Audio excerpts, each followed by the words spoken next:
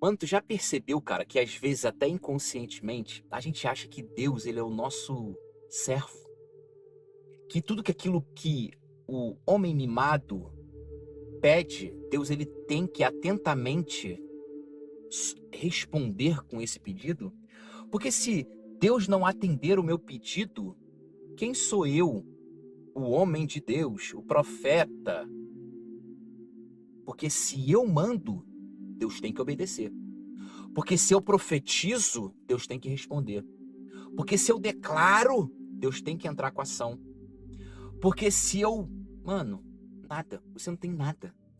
Deus não tem que fazer nada porque você pediu. Ah, mas porque a fé move a mão de Deus. Realmente, a fé, ela move a mão de Deus quando esse propósito é dele. Então você tem fé em algo, você ora a Deus com muita fé por algo, se for da vontade dele, isso vai acontecer. Mas se não for, é a vontade dele que vai prevalecer. É a vontade de Deus, que é soberano, que vai prevalecer. É porque existe uma cultura nos dias de hoje, né, que se chama pentecostalismo. E ainda pior do que isso, que o pentecostalismo é até respeitável, que é o neopentecostalismo. Só que isso saiu lá do pentecostalismo, você entende? Que é essa teologia da prosperidade, que o ser humano tem que estar no centro das coisas, que é a minha vontade que tem que estar no centro das coisas, e o nosso coração é uma fábrica de desejos. Você imagina todos os seres humanos do globo terrestre com uma fábrica de desejos no meio do peito e Deus realizando todos os desejos. Mano, isso é inconcebível, mano. Deus tem poder para realizar? Deus tem poder para realizar, mas não é assim que as coisas funcionam. Deus, ele é soberano. Deus, ele é Senhor. Deus, ele é o Criador. Nós somos criaturas, nós somos servos, nós somos escravos desse Deus, se é que você professa uma fé nesse Deus, sim. Se você está aqui vendo esse vídeo é porque você professa uma fé nesse Jesus. E inclusive essa fé não é sua, foi ele que te deu. Olha só. Então a gente precisa entender que sim, eu tenho o poder de profetizar pelo Espírito Santo, se eu for dirigido pelo Espírito. Sim, se eu falar algo como profeta que vai acontecer, Deus vai fazer se for dirigido pelo Espírito Santo. Se tiver alguma vontade no meu coração que foi Deus que colocou, sim, essa vontade ela vai, eu vou orar a Deus por essa vontade e essa vontade, Deus vai realizar essa vontade, porque veio dele, foi ele que plantou isso no meu coração. A gente precisa parar com essa falsa ideia de que a gente determina e Deus tem que fazer. A gente profetiza e vai acontecer. Não, mano. Para com isso, velho. Salvo se você for guiado pelo Espírito, porque existem os dons do Espírito. Eu creio nisso. Então, se através do dom de profetizar, você profetiza, não foi você que profetizou, foi o Espírito Santo que te usou para profetizar. Logo, o Espírito Santo, que é Deus, vai fazer aquilo ali acontecer. Agora, o que a gente não pode confundir é que eu mando nas mãos de Deus. Eu tenho um poder de que falar, decretar, declarar e Deus assina embaixo e faz. Não, mano. Nós não somos especiais para Deus, cara. Eu acredito que para que Deus ele tem cada um no seu chamado. Acredito assim. E é óbvio que existem chamados mais importantes do que outros. Isso não significa que o que tem o chamado mais importante seja melhor do que esse. Ninguém é melhor. No reino de Deus somos todos iguais, irmãos. No reino de Deus somos todos juntos e unidos para uma grande missão: propagar o evangelho. A ideia do evangelho não é o meu bem. Não, pô. É só você olhar para a história. Como os nossos irmãos, eles foram tratados e como que eles terminaram.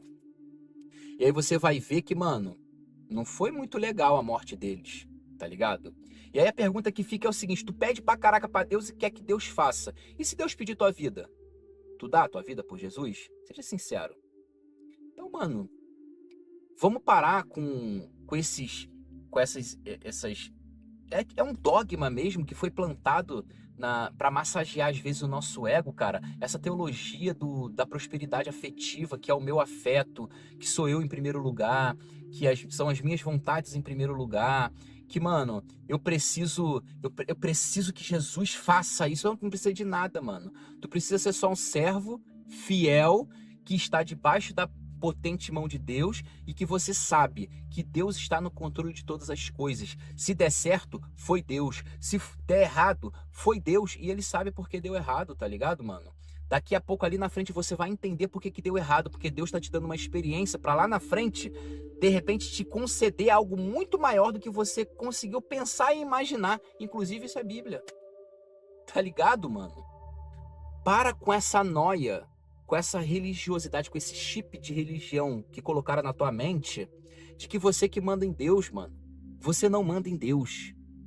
É impossível, não tem como conceber a criatura mandar no Criador. Ah, imagina passou um cachorro aqui, não sei se você viu. Imagina o poste mijar no cachorro, é você querendo mandar em Deus, mano. Para com essa maluquice, velho. Para de ficar procurando Deus em homens. Para com isso, cara. Vai se conectar a Deus, lendo a sua palavra, tirando um tempo de devocional, orando a esse Deus, tendo relacionamento com esse Deus. Se esse Deus exige de mim e de você um relacionamento, para que eu vou no fulano, no cicrano, para revelar para minha vida?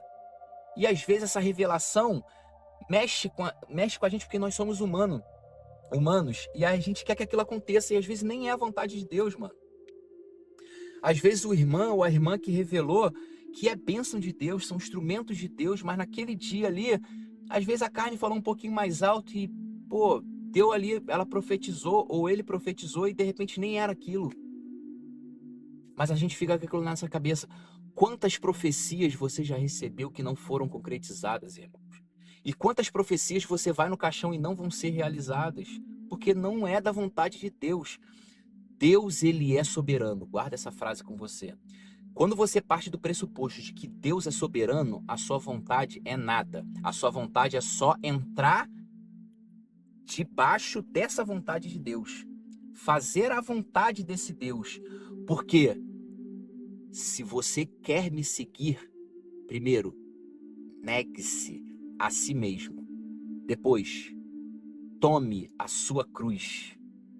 E aí sim, você me segue. Eu espero que essa mensagem tenha transformado a tua visão, porque esse peso de que você acha que Deus ele precisa e ele tem que te abençoar, ele tem que te responder, senão você não, Deus não, você começa a entrar numa paranoia, isso é um peso, irmão, e o fardo de Jesus é leve.